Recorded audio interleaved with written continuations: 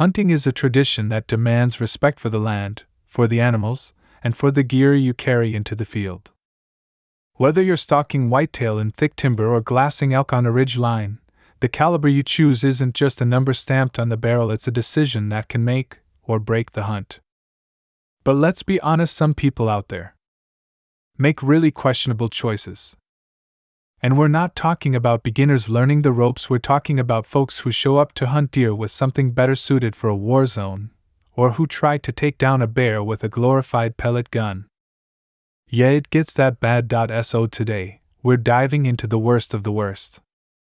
The cartridges that are either totally overkill, laughably underpowered, or just flat out ridiculous for hunting. This isn't just about being inefficient, some of these picks are dangerous, unethical, and make the rest of us look bad. If you've ever looked at someone's rifle at camp and thought, "Are you serious?" This one's for you.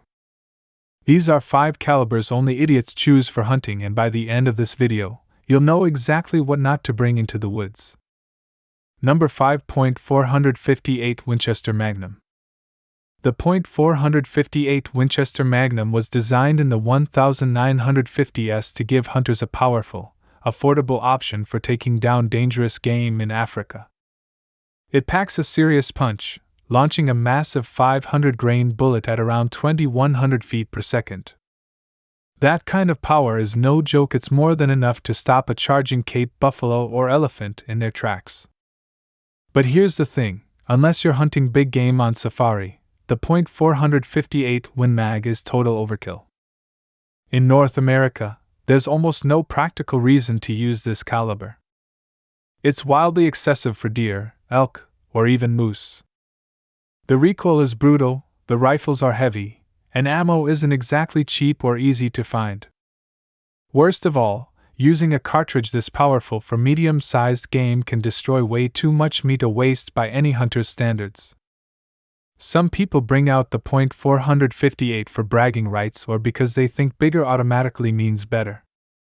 But in most real-world hunting situations, it's just the wrong tool for the job.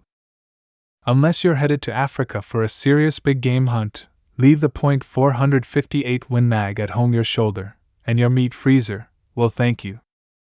Number 4. 6mm Remington.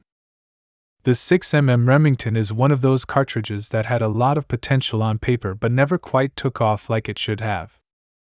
Originally introduced in the 1950s as a flat-shooting, high-velocity round for varmint and medium game hunting, it was capable of firing a 100-grain bullet at speeds over 3,100 feet per second.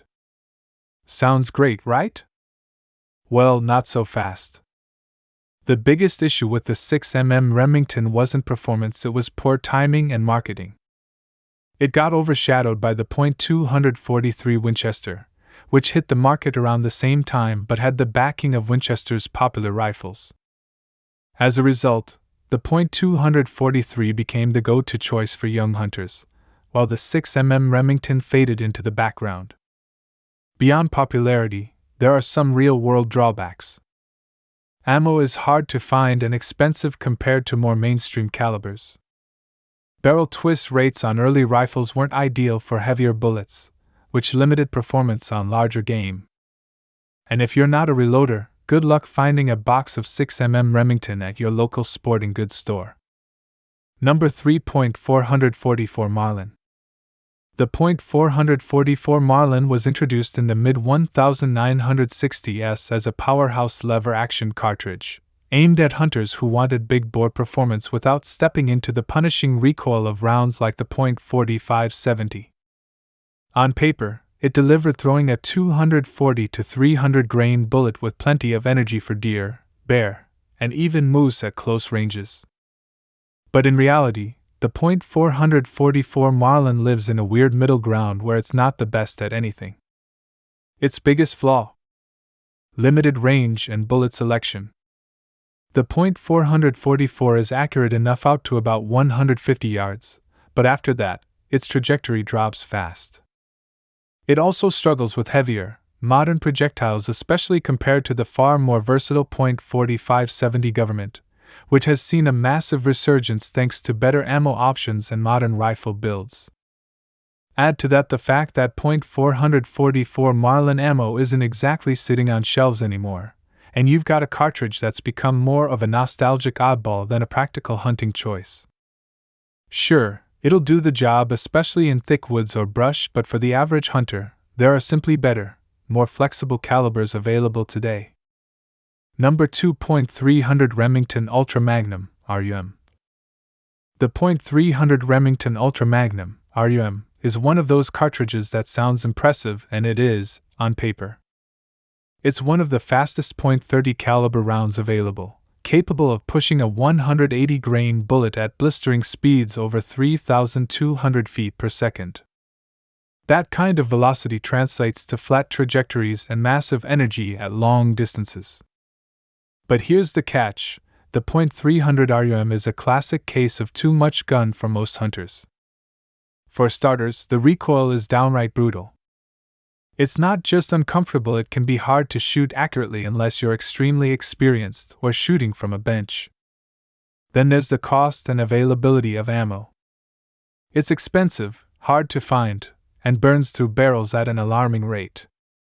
Unless you're a dedicated long-range shooter who handloads, it's just not practical. Most game in North America, whitetails, elk, even moose, can be taken cleanly with far more manageable calibers like the .308 or .36. The .300 RUM shines in very specific, long-range, open country hunts, but for everyday use, it's overkill. You don't need a rocket launcher to kill a deer. And unless you enjoy punishment, there are better options out there. Number 1. .223 Remington. The .223 Remington is one of the most popular rifle cartridges in the U.S., thanks to its use in AR-15 platforms and its affordability. It's lightweight, low recoil, and incredibly fun to shoot, which makes it great for plinking, varmint control, and target practice.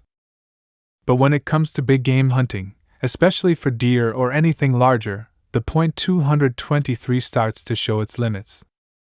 Yes, it can be used for deer in some states where it's legal, and with the right bullet placement, it will do the job. But that doesn't mean it's the best choice.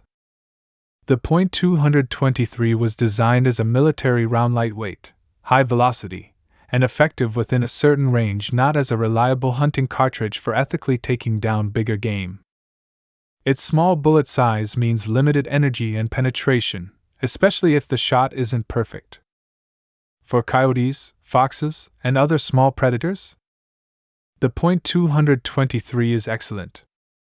But for hunting animals that deserve a quick, clean kill, stepping up to a more capable caliber like the .243, 270, or .308 is just a smarter, more ethical move.